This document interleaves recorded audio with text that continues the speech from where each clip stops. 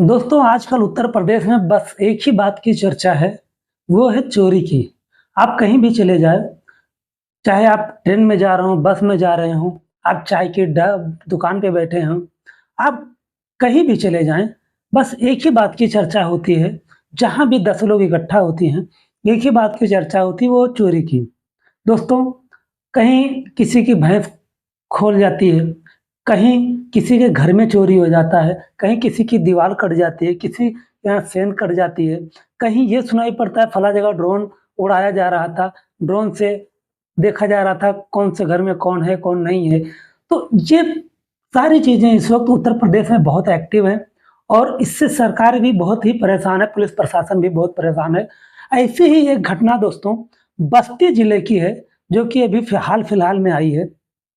दोस्तों, एक गाँव होता है और उस गाँव में लोग पहरा देते हैं कि हमारे यहाँ चोरी ना हो और पहरा देते-देते उस गाँव में ऐसी भयानक चोरी हो जाती है, जिसकी लोगों ने कल्पना तक नहीं की थी और किसी ने सोचा भी नहीं था कि हमारे पहरा देते-देते और ऐसी चोरी हमारे गाँव में हो सकती है, ऐसा किसी ने सोचा भी नहीं था दोस्तों। दोस्तों, इस कहानी में आगे बढ़ने से पहले आपसे एक रिक्वेस्ट है कि अगर आप हमारे वीडियो में नए हैं तो वीडियो को लाइक कर दीजिए, चैनल को सब्सक्राइब कर दीजिए ताकि हमारा हौसला बढ़ता रहे। अगर हाइप का ऑप्शन आता है आपके पास तो हाइप कर दीजिए ताकि हमारा हौसला और बढ़े। तो दोस्तों चलिए वीडियो में आगे बढ़ते हैं। दोस्तों ये मामला 2 सितंबर का है जो कि एक बस्ती के छोटे से गाँव का है। उस गाँव में लोग पहरा देते हुए और उनके गाँव में चोरी हो जाती है। दरअसल दोस्तों एक घर होता है जो कि 2 मंजिला बना हुआ होता है। उस घर में 4 परिवार होते हैं, 1 माँ, उसकी 2 बेटी और 1 बहू। 4 लोग उस घर में रहते हैं और 2 मंजिला घर बना हुआ होता है और जो बूढ़ी होती है बूढ़ी माँ होती है, वो लगभग सुबह के 4 बजे उठती हैं क्योंकि लगभग जितने बूढ़-बुजुर्ग होते हैं उनका उठने का टाइमिंग वही होता है। वो उठते हैं और घर के पिछवाड़े साइड में टॉयलेट बना होता है, वो वहाँ पे टॉयलेट करने जाती हैं। और जैसे वो पिछवाड़े पहुँचते हैं और देखते हैं कि उनके जो बहू का कमरा है, उस कमरे में उनके बड़ा-सा होल बना हुआ, छेद बना हुआ है और वो ज़ोर-ज़ोर से चिल्लाने लगती हैं, शोर मचाने लगती हैं। दोस्तों वही सुबह 4 बजे का टाइम था, लोग सो रहे थे, अचानक लोगों के कान में, आस-पड़ोस के कान में अ, आवाज़ पहुँचती है और लोग उठ-उठ कर भागते हैं उसके तरफ, देखते हैं, तो वाक़ई में उनके घर में सेंध कट चुकी थी। अब दोस्तों वो सारे लोग घर के आगे साइड में आते हैं यानी दरवाजे साइड पर आते हैं और ज़ोर-ज़ोर से दरवाज़ा पीटना स्टार्ट कर देते हैं और उस उनके बहू को जगाते हैं जो उस कमरे में सो रही थी। वो उठती है और उठते ही कहती है, "क्यों सुबह-सुबह शोर कर रहे हो, सोने नहीं दे रहे हो? क्या हुआ? कौन-सा आफ़त आ गई है?" तो लोग कहते हैं, "तुम्हारे घर में चोरी हो गई और तुम्हें पता तक नहीं है।" वो कहती है, "कहाँ चोरी हो गई है?"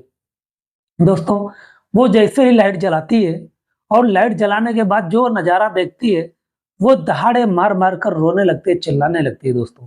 देखती है जो उसकी अलमारी होती है, वो खुली पड़ी होती है। उसके अलमारी में लगभग 4 से 5 लाख का जेवर होता है, वो गायब होता है और चोरी से ठीक 3 दिन पहले वो 60,000 रुपए नकद बैंक से निकाल लेकर आती है, वो गायब होता है। और ये सारी चीज़ें पूरा जब देखती है, वो दहाड़े मार-मार कर रोने लगती है और ये सारा कार्यक्रम चलते-चलते सुबह हो जाता है और पुलिस को खबर लगती है। पुलिस सुबह होते-होते पुलिस दरवाजे पर आ जाती है। दोस्तों, पुलिस छानबीन करने लगती है, लेकिन पुलिस को कोई सुराग नहीं मिलता कि कहाँ से क्या हुआ, कैसे हुआ। दोस्तों, अब इस बीच में एक दरोगा साहब होते हैं, वो किसी और जगह पर दौरे पे गए हुए थे। वो लौटते समय उसी रास्ते से, उसी थाने के थे, उसी रास्ते से जा रहे थे और उनको वायरलेस पे ये खबर गई थी कि फलाँ गाँव में चोरी हो गई है।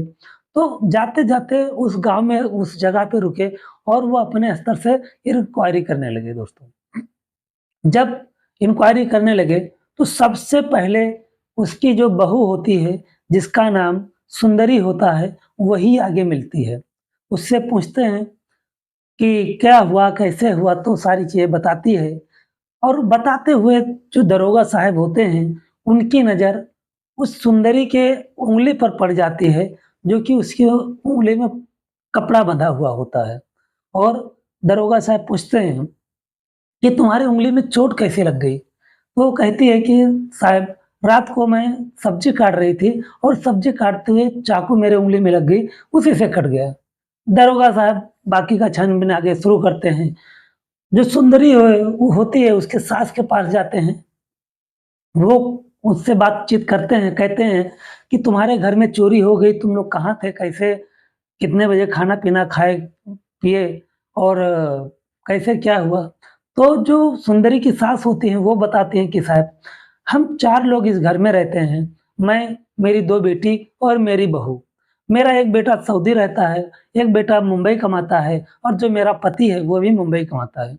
अब हम लोग 4 लोग रहते हैं, तो मैं अपनी दोनों बेटियों को लेकर के ऊ दूसरे ऊपर वाले रूम में जाके सो जाती हूँ, ऊपर दूसरे महले पे और जो मेरी बहू है, वो नीचे कमरे में सोती है।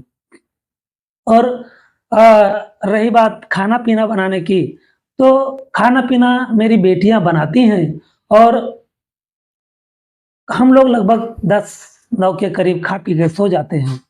दोस्तों, जैसे ही दरोगा साहब सुनते हैं कि खाना तो मेरी बेटियाँ बनाती हैं, दरोगा साहब कहते हैं, आपकी बहू तो कह रही कि खाना मैं बनाती हूँ, मैं और उसकी उँगली भी खाना सब्ज़ी काटते हुए कट गई है। तो वो कहते हैं कि साहब इसके बारे में तो मुझे पता नहीं है कि उँगली उसकी कैसे कटी, कटी है कि नहीं कटी है। लेकिन रही बात खाने की, तो खाना मेरी बेटियाँ ही बनाती हैं, वो कभी खाना नहीं बनाती और वो कहती है कि मेरा पति इस घर में सबसे ज़्यादा कमाता है, तो मैं काम क्यों करूँ, मैं खाना क्यों बनाऊँ? तो कोई बात नहीं है साहब, मेरे 2 बेटियाँ हैं, करने लायक हैं, कल को मैं उनकी शादी करूँगा, कहीं जाएँगी, तो उनको भी खाना-पीना बनाना पड़ेगा। इसके लिए मैं कलेश नहीं करती और मैं अपनी बेटियों से ही खाना बनवाती हूँ। अब दरोगा साहब के मन में थोड़ा शक पैदा होता है, वो दोबारा सुंदरी के पास जाते हैं। सुंदरी अपने बरामदे में अकेले बैठी हुई थी।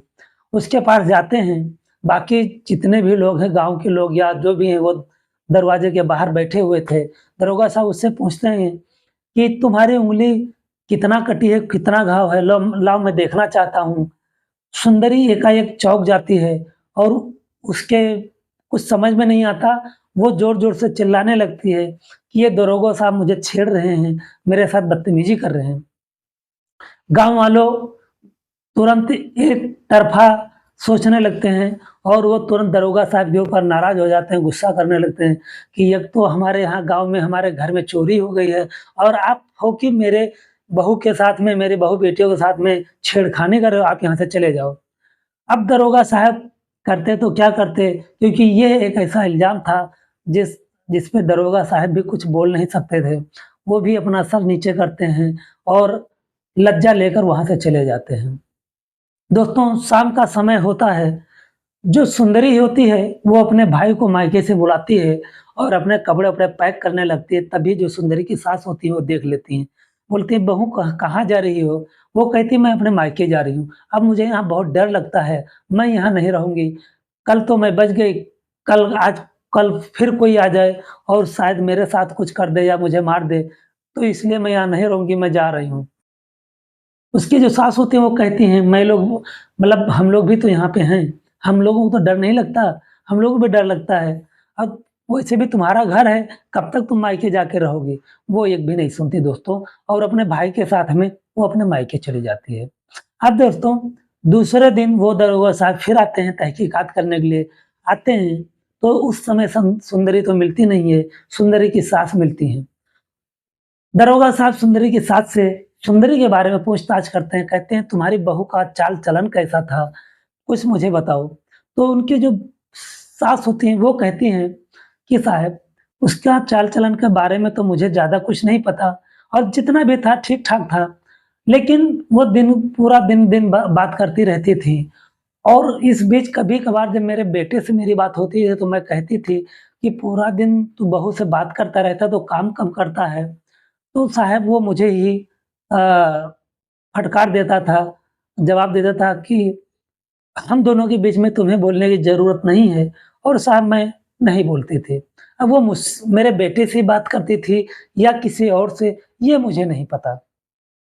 अब दरोगा साहब कोई क्लू नहीं मिलता है, वो जाते हैं अपने बड़े अधिकारी के पास और वो सारी कहानी बताते हैं कि ऐसा-ऐसा है सर, तो मुझे परमिशन चाहिए कि उसका जो फ़ोन नंबर है वो सर्विलांस पे लगाया जाए, उसका कॉल डिटेल खंगाला जाए, ताकि कुछ कुल क्लू मिल सके। उसके जो साहब होते हैं, वो परमिशन दे देते हैं।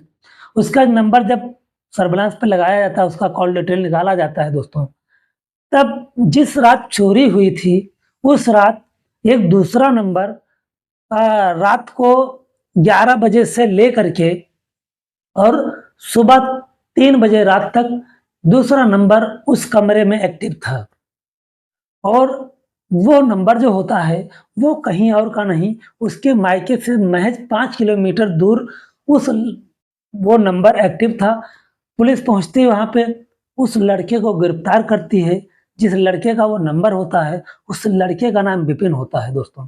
जब विपिन को पुलिस गिरफ्तार करती है, उससे पूछताछ करती है, तो बहुत अजीबो-गरीब खुलासा होता है दोस्तों। पुलिस को बताता है कि जो सुंदरी है, उसका उससे अफ़ेयर लगभग 7 से 8 सालों से था और वो उससे दोनों एक-दूसरे से प्यार करते थे, शादी करना चाहते थे।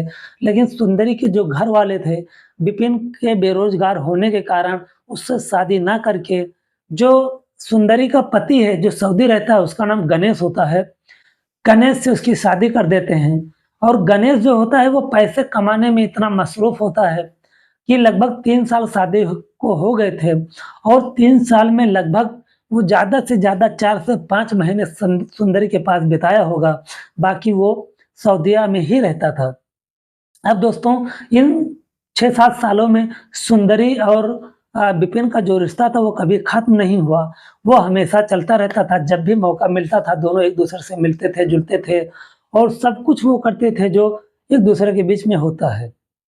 अब दोस्तों जो विपिन होता है, वो सुंदरी से कहता है कि मुझे मोबाइल का दुकान खोलना है, अगर हो सके तो तुम मेरा कुछ मदद कर दो और मैं मोबाइल का दुकान खोलना चाहता हूँ।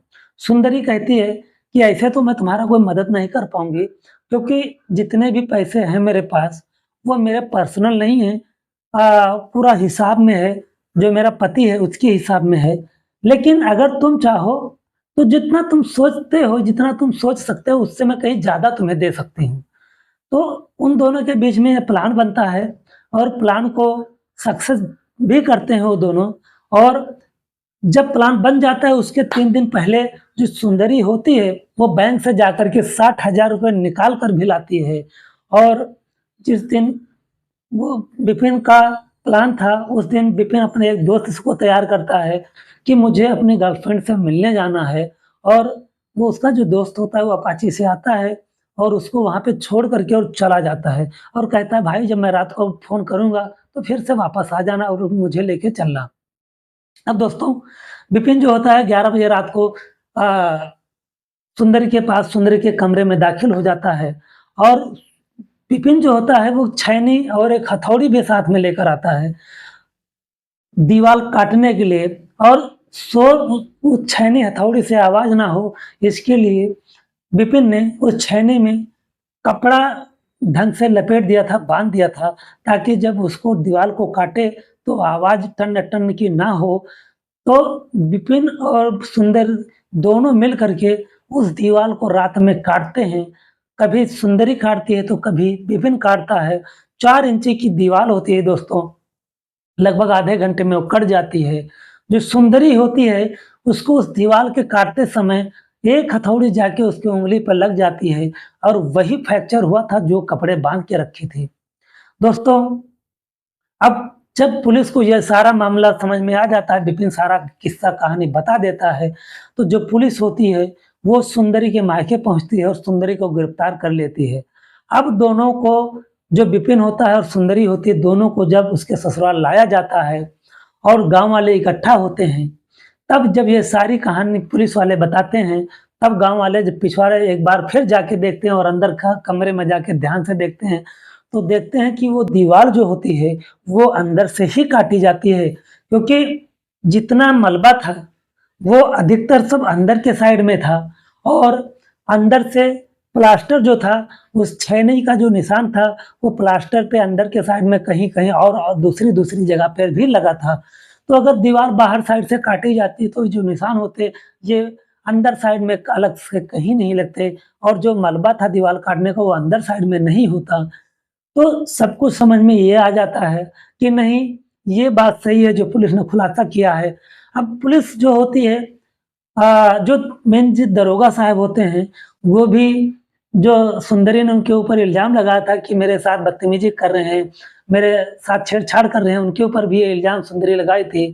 तो पुलिस जो होती है, वो इन दोनों को चालान करके जेल भेज देती है।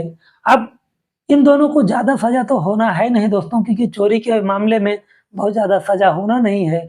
लेकिन जो गणेश होता है सुंदरी का पति, वो फ़ोन पर ही सुंदरी के साथ में सारे रिश्ते ख़त्म कर देता है और कहता है अब आज से हमारा और तुम्हारा कोई रिश्ता नहीं है, अब तुम आज़ाद हो, मैं अपने रास्ते और मैं अपने रास्ते।